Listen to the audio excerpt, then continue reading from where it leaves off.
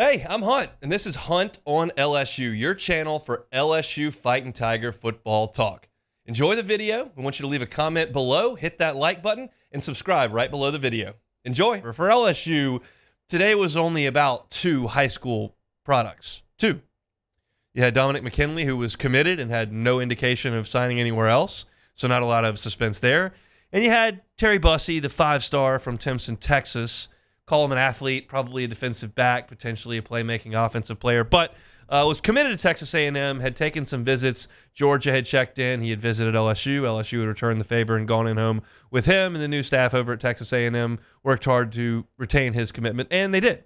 Terry Bussey did decide to stick with the Texas A&M Aggies earlier today at a small ceremony at his high school, so he's on to College Station, and LSU's class is complete, and it's a huge class. You'll recall that in recent past, they did away with the 25 scholarship limit in each signing class. You've got 85 scholarships. You can use 85 scholarships however you'd like to do it. You want to sign 0 high schoolers and all transfer portalees, you can do that. You want to sign 100 you can't sign 100. You want to sign 85 high schoolers and have them all in one class, you can do that too. There are no rules other than to say you've got to have 85 on scholarship when you get ready to play in your first game. So for LSU, in this 2024 class, they have signed now 28 high schoolers, 1 junior college player, and 6 transfers. That is a total of 35 new members of the LSU football program. How does that rank nationally in terms of stacking up with the rest of the country? On3, 24/7, and ESPN all have LSU ranked as the 7th best class in America. Rivals has LSU down at number 11. I'll just go with 7. That sounds good to everybody. That's what On3, 24/7, and ESPN think, and that's a pretty solid class. It finishes up, as I mentioned, with Dominick McKinley, who is one of the, if not the, most highly coveted prospects in this class. On3's got him ranked as the 24th best player in the country. 24/7 says he's the 18th best player in the country. ESPN says he's the 17th best player in the country. Rival says he's the 12th best player in the country. All of them have ranked him as a 5-star prospect. It is difficult to ask freshmen to come into a football program and play on the defensive line. It's difficult to ask them to play anywhere, but defensive line, offensive line, quarterback, probably the 3 that I would point to the most quickly and say that's really hard to do. I would maybe look at running back, maybe wide receiver or corner as something that may be a little bit easier to assimilate to. So while I would love to sit here and tell you that, Dominick McKinley absolutely solidifies LSU's defensive tackle depth. They've lost Mason Smith, and they've lost Mekhi Wingo, but they bring in a 5-star freshman. I'm not going to quite sell you on that just yet. Do I think it's likely he has to play some snaps next year? I do. Do I have massive expectations on what a true freshman 5-star is going to do on the interior defensive line? I do not. And Brian Kelly addressed that earlier today in his press conference. He met with the media about 45 minutes ago and said, look, it's a huge cherry on the top of this class to get Dominick McKinley. That's a huge deal. But defensive tackle is something that we're going to have to address in the spring transfer portal window.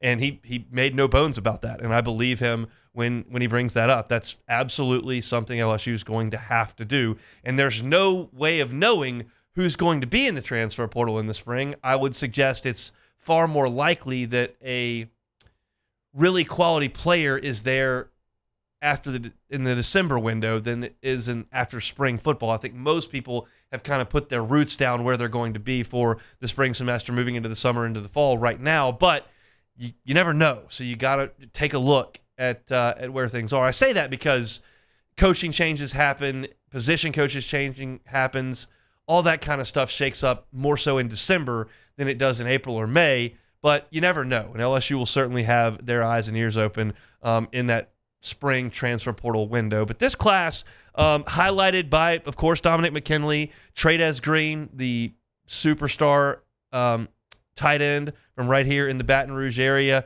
who is 6'6" and long and rangy and presents matchup nightmares. He adds to a tight end room that looks really, really quality at this point. When Brian Kelly took over, there were no tight ends. You had basically Cole Taylor, who decided to leave, and then you had Mason Taylor, get in there, kid. And that was basically it. Now they have overhauled that position, and you've seen the progression of Mason Taylor, and you've seen a couple of true freshmen last year who showed up and played pretty well when they were asked to do so. And then you add Trey Green right behind them. That all of a sudden becomes basically a position of strength for you. I love the addition of Caden Durham in this class. I think that's the type of talent that LSU has churned through at the running back spot for the better part of 3 decades. And that should be the standard at LSU. And I think Caden Durham plays to that. He's got unbelievable speed. While he's a little bit shorter in stature, he's filled out really nicely. I think he's got a really, really bright future, and I like him in this class. Gabe Relaford, another Texas A&M flip. Got Dominick McKinley to flip. They got Gabe Relaford to flip. That's a Shreveport product. Shout out. Evangel product, who is another defensive lineman that they really, really needed. He's already on campus now. If you were looking at the Instagram reels last week, he got up to 20 miles an hour running wind sprints. That's a pretty athletic dude on the defensive line. I think he's a huge piece of this class. Weston Davis, another Texas A&M flip. They weren't able to get Bussey, but they got a few of them, and they got Weston Davis as one of them. He's rated as a 5-star prospect by On3. If you want to see some really impressive stuff from Weston Davis, it's not the football highlights I would direct you to. The basketball highlights, very good, of Weston Davis. And that's a guy who, as all Brian Kelly offensive line signees tend to be, is long and lean and athletic and has a frame to fill out, and you think could be a really, really strong tackle prospect moving forward in this class. And then a guy that was a really late riser in this class, but I wanted to mention as one of the headliners because of what he did on the camp circuit and in the 7-on-7 circuit, is Kylan Billiot, who is from Homa, goes to Terrebonne. He's got the measurables you would want as a wide receiver. He's 6'3", 190 pounds. You put 15 pounds on him, you're talking about a 6'3", 205-pound receiver who blew up on the camp circuit, running routes, high pointing the ball, showing his athleticism, showing that he's worked on his technique.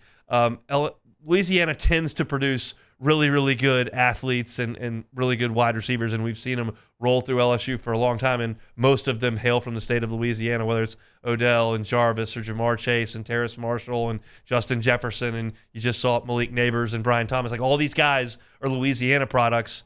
Kylan Billiot right there in that mold. And I think maybe kind of an under-the-radar guy when he did commit to LSU, but no longer when you look at what he did going up against his peers in the summer circuit. He was fantastic. So, and he was also awesome at that All-American game. So I think that's kind of the top end of this class for me. Dom McKinley, Trey Green, Caden Durham, Gabe Relaford, Weston Davis, Kylan Billiot. It rarely works out that the highest-rated players in your class turn in to be the most impactful. There's always a couple of 3-stars or an underrated 4-star that pops up and becomes a star, and there are, generally speaking, a 5-star or 2 that should come in and don't necessarily live up to expectations. And we all know in the era of the transfer portal that you never know exactly what you've got for the next 3 years. But Brian Kelly has made this abundantly clear.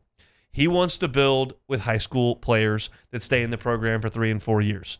Inevitably, some of them are going to leave, and inevitably, sometimes you're going to have to add some from the transfer portal, which LSU has done with 6 this year. But he's going to lean towards 25 to 30 high schoolers a year with a handful of transfers, as opposed to the Ole Miss situation where they're going to sign 14 or 15 high schoolers and then go get 20 transfers. It's different strokes for different folks. Obviously, you kind of decide the way you want to handle things.